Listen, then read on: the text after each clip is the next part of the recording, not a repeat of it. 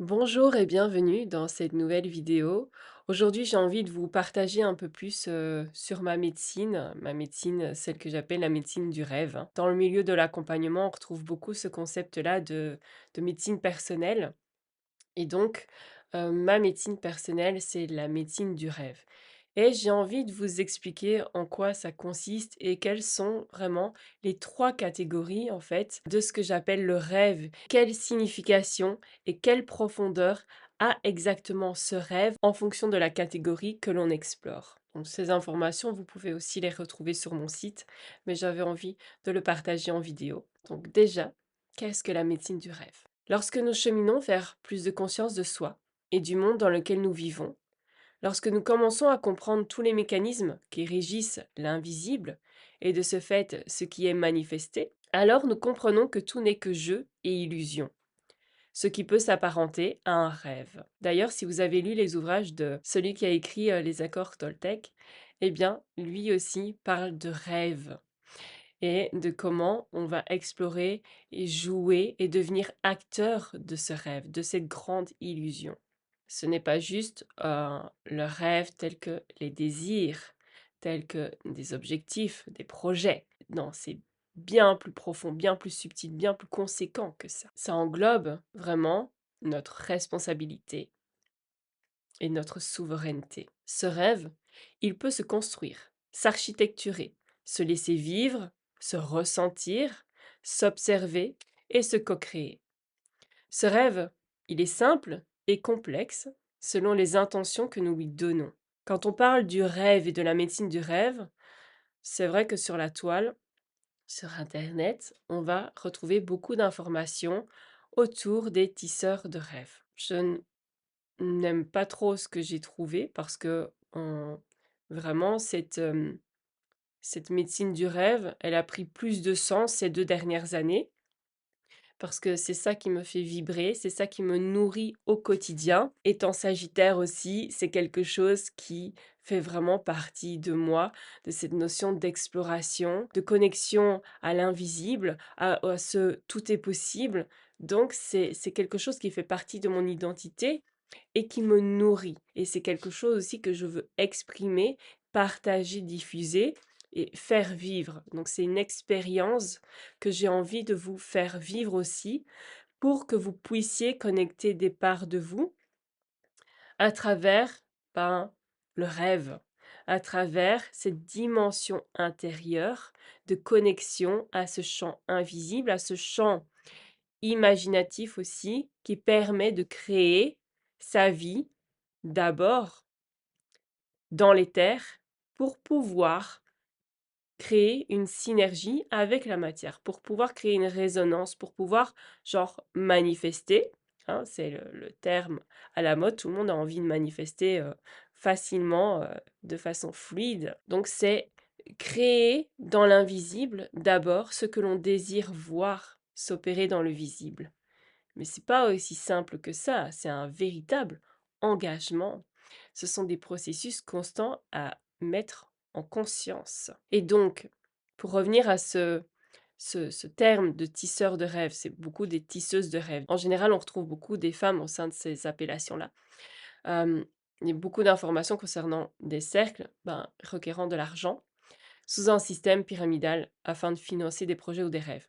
Ici, il n'est absolument pas question de ça.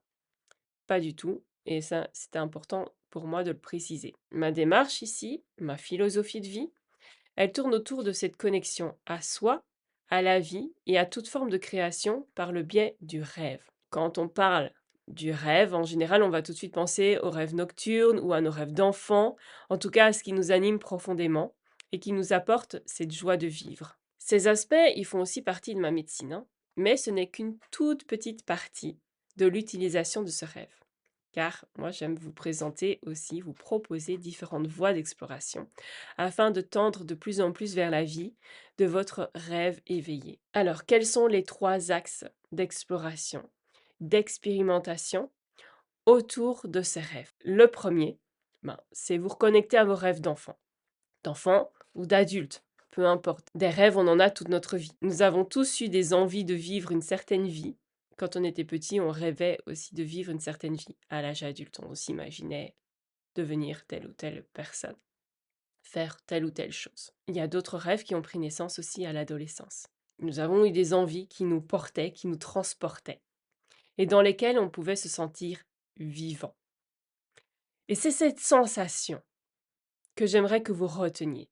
Le sentiment de se sentir vivant. Se sentir vivant, c'est se sentir pleinement incarné dans son corps, dans sa vie, dans ce monde, dans sa réalité actuelle. En avançant vers les obligations et toutes les contraintes extérieures, on s'est éloigné progressivement de ses rêves, nous obligeant à suivre une voie plus facile mais moins enthousiasmante et moins nourrissante. En tout cas pour certains. Il y en a qui aiment cette vie plus matérielle, d'autres non. Si vous êtes ici, c'est que ça résonne moins, cette vie matérielle résonne moins, que vous avez besoin d'une vie plus en adéquation avec votre essence. Lorsque tout devient lourd, que le sens de ce que l'on entreprend n'est plus là, c'est à cet instant que se reconnecter à nos rêves d'enfant, d'ado, ou même ceux qui naissent à l'âge adulte, devient important. Car c'est notre boussole. C'est ce qui va guider nos prochaines destinations. Retrouvez la joie en vous, faisant vivre votre enfant intérieur, évidemment, celui dont vous vous êtes déconnecté pour paraître plus responsable, plus mature, mais qui attend de vous que vous retrouviez ce sens de l'émerveillement. Ça, c'était pour la première porte d'exploration. Maintenant, voici la deuxième porte d'exploration. Explorer l'invisible. Donc, par le biais de ce rêve. Quand je parle d'invisible, bien sûr, c'est autant nos parts subtiles, c'est-à-dire tout ce que l'on perçoit par nos extrasens, mais aussi tout ce qui est inconscient. Pour retrouver le sentiment de maîtrise de soi, il est nécessaire d'aller explorer son inconscient, car nous sommes accompagnés d'une grosse valise de choses qui ne nous appartiennent pas. Je ne parle pas uniquement d'éléments karmiques ou transgénérationnels, mais de toutes ces croyances, ces attachements aux histoires, aux concepts, aux idées, aux regards que l'on peut porter sur telle ou telle chose, et qui nous retient prisonniers d'une situation. Le rêve, c'est tout ce qui touche à l'aspect immatériel, mais qui nourrit la matière, qui la moule, qui la forme, qui lui donne sa consistance. Donc nous agissons en amont afin de voir les effets dans sa vie physique. Ça, c'était pour la deuxième porte. Maintenant, la troisième porte, l'architecture de l'invisible. Ici, on va beaucoup plus loin, bien sûr, parce que à ce moment-là, quand on explore cette porte-là, quand on expérimente la vie à travers cette porte-là, on a conscience de notre pouvoir de création. Et on a compris que notre monde extérieur était le reflet de notre intériorité. Donc à ce moment-là, c'est nous qui influençons la vie. La vie ne nous influence plus autant, parce qu'on est toujours influencé en tout cas par les autres, par la vie, par l'extérieur.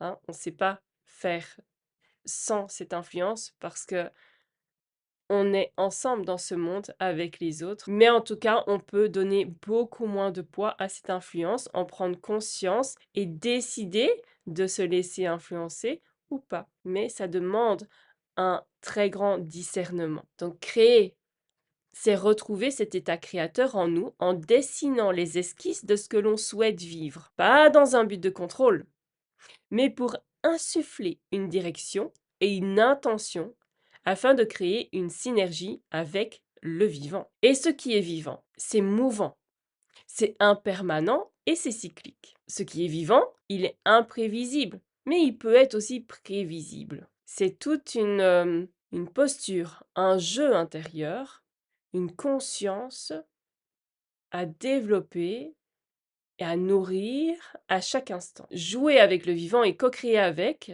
nous permet d'accueillir les expériences avec le plus de conscience afin de déceler les enjeux qui s'articulent autour et de décider si nous voulons y participer ou non et quelle posture adapter. Ça, c'était pour les 3 portes d'exploration par rapport à la médecine de rêve, ma médecine personnelle, la médecine que je vous propose d'explorer, de reconnecter en vous, afin de faire de votre vie une œuvre d'art, de retrouver cet état créateur en vous. Moi, j'aime beaucoup faire intervenir notre enfant intérieur parce que c'est dans cet état de détachement, de jeu, de curiosité, d'exploration, d'audace, hem, qu'on se permet justement une plus grande ouverture à la vie et donc d'être réceptif aussi à ce que la vie peut nous apporter en retour par rapport à notre état intérieur.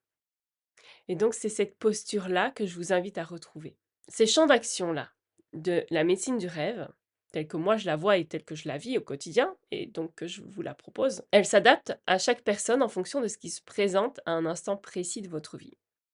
Donc on ne force pas les choses. Je glisse comme ça mon petit concept de matière vivante afin qu'il puisse se répandre parce qu'on travaille avec la justesse de notre expérience de vie. Donc il est nécessaire de faire avec ce qui se présente à un instant T. Et on peut aussi, si c'est vraiment un appel profond intérieur, hein, bien sûr, explorer différentes possibilités dans l'invisible afin de maîtriser un peu plus nos espaces de création. Et comme ça, à chaque nouvelle prise de conscience, c'est comme si nous sortions d'un rêve pour entrer dans un nouveau rêve.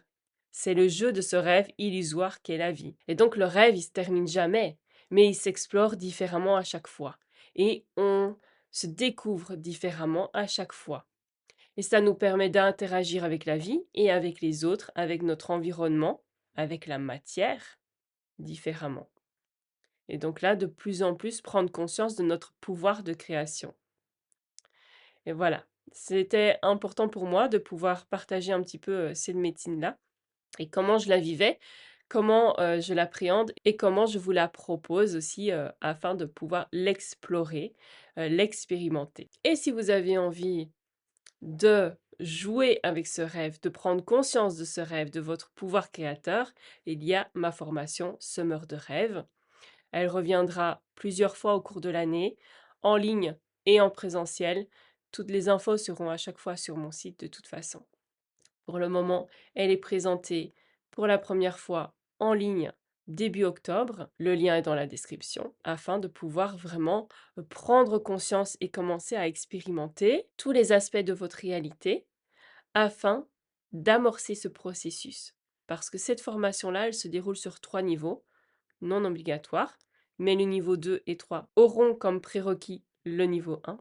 Et donc, le premier niveau, sommeur de rêve, est accessible à tout un chacun. Bien sûr, ça demande quand même d'être assez ouvert d'esprit et d'avoir une petite base aussi sur cette création de la réalité, que notre réalité elle est influencée par tout un tas de facteurs et que la vie n'est pas ce qu'on nous a fait croire et de ce fait qu'on a plus de pouvoir et d'influence qu'on nous l'a fait croire aussi. Donc ça vous permet de reprendre vraiment ce pouvoir personnel, de reprendre votre souveraineté, de développer votre discernement afin de créer les expériences que vous désirez vraiment vivre qui viendront soutenir votre évolution, votre chemin d'incarnation. Voilà, on se retrouve bientôt pour une nouvelle vidéo.